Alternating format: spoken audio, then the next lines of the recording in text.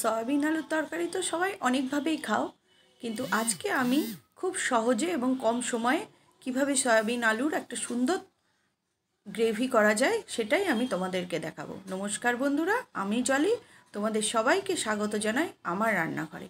সয়াবিনগুলোকে আমি সেদ্ধ করে নিয়েছি। এদিকে টমেটো কেচাপ, হলুদ গুঁড়ো, লঙ্কা গুঁড়ো, সবজি মশলা, ধনে গুঁড়ো, জিরে গুঁড়ো আর কাঁচা লঙ্কা নিয়েছি। সয়াবিনগুলোকে সেদ্ধ করে জল ঝরিয়ে নিয়েছি। আলু কেটে নিয়েছি আর পেঁয়াজ কুচি, আদা বাটা আর রসুনটাকে পেস্ট করে নেব।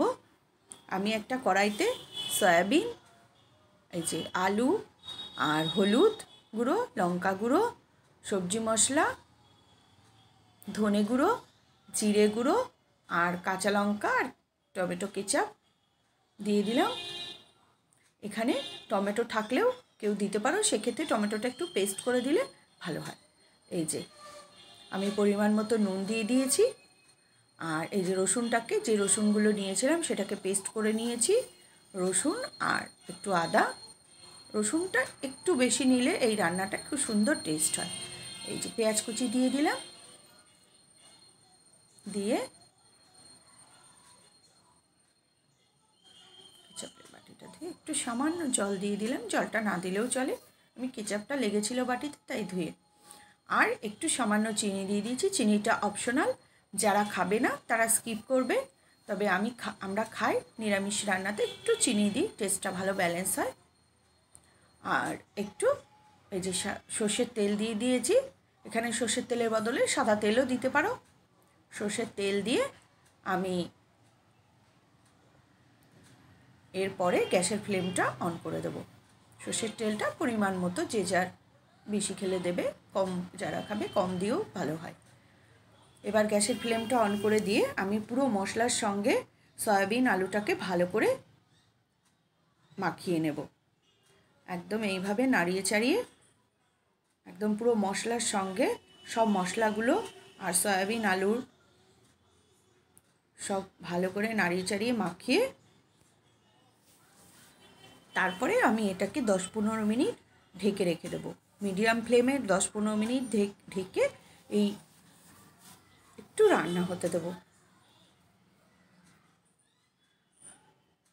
খুব ভালো লাগে এই রান্নাটা যখন হয়ে যায়, পুরো মাংসের মতো একটা ফ্লেভার আসে। এই যে হয়ে গেছে নাড়ানো, এবার আমি ঢেকে দেবো। 10-15 মিনিট পরে আমি ঢাকনাটা খুলে, এই যে কতটা জল বেরিয়ে গেছে, আমি এটা মিডিয়াম ফ্লেমে দিয়েছিলাম 10-15 মিনিট। এই যে এবার আমি এটাকে ভালো করে নাড়িয়ে চাড়িয়ে কষিয়ে নেব। মশলার সঙ্গে সয়াবিন আলুটাকে ভালো করে কষিয়ে নেব। জলটা শুকানো পর্যন্ত, শুকিয়ে একদম তেলে চলে আসবে, তারপরে আমি এর মধ্যে জল দেব। আমি ইলেকট্রিক কেটলিতে জল বসিয়ে দিয়েছি, গরম জল।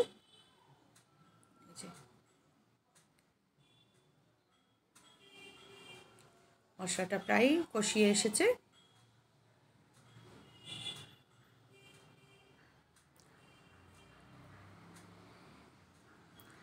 সব রকমের মশলা দিয়ে এইভাবে সয়াবিন আলুর তরকারিটা খুব সুন্দর লাগে।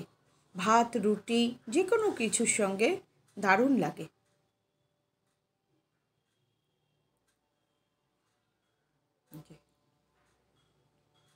আমার কষানো প্রায় হয়ে এসেছে, দেখো তোমরা সবাই বুঝতেই পারছো জলটা পুরো শুকিয়ে গেছে, একদম শুকিয়ে গেছে, তেলে চলে এসেছে। এবার আমি এর মধ্যে গরম জল দিয়ে দেব। গরম জলটা ঠিক সয়াবিন আলু যতটা আছে ঠিক তার লেভেল অনুযায়ী, মানে সব কিছু একদম লেভেল অনুযায়ী জলটা দিতে হবে।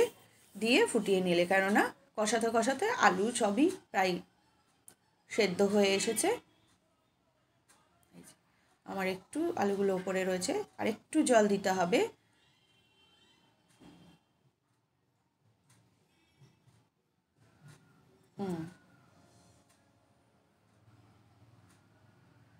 ব্যাস এই পর্যন্ত, এই লেভেল অনুযায়ী জল দিয়ে এবার ঢেকে দেব।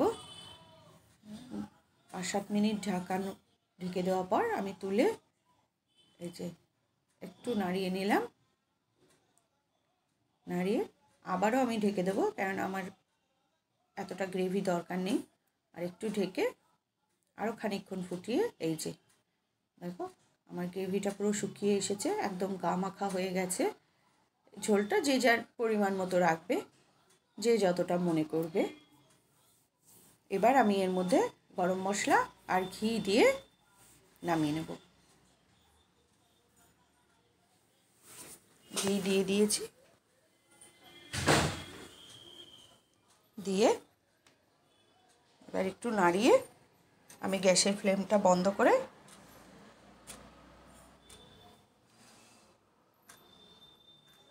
এবার ঢেকে দেবো। এই যে সয়াবিন আলুর তরকারি দেখো দেখতে কত সুন্দর হয়েছে।